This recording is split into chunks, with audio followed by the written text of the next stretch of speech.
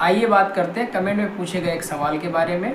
फागुनी वर्मा जी का सवाल है कि जब हम लास्ट में अमाउंट निकालते हैं तो किसी प्रकार का टैक्स लगता है क्या? फागुनी जी, जब हम अमाउंट रिडीम करते हैं तो ऐसे में हमारे ऊपर दो तरीके का टैक्स लग दो में से किसी एक तरीके का टैक्स लग सकता है। या तो LTCG टैक्स लगेगा या तो STCG टैक्स लगेगा। LTCG टैक्स कब लगेगा?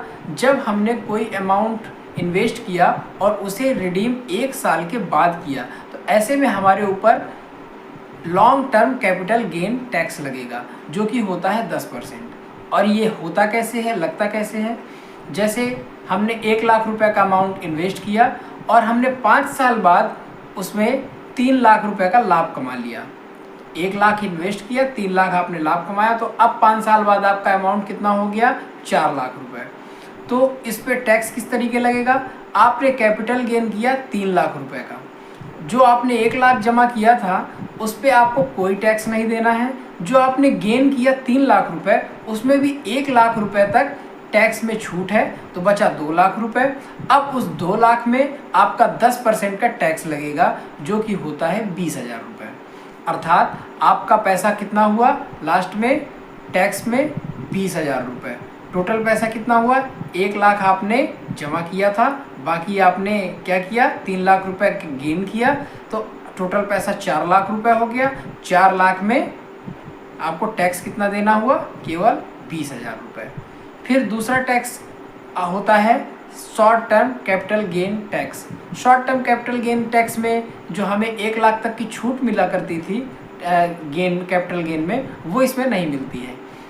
तो ये कैसे काम करता है? ये काम इस तरीके करेगा कि आपने 1 लाख रुपए जमा किया और आपने 1 लाख रुपए ही क्या किया? पैसा गेन कर लिया, कैपिटल गेन कर लिया। तो अब इसमें क्या हुआ?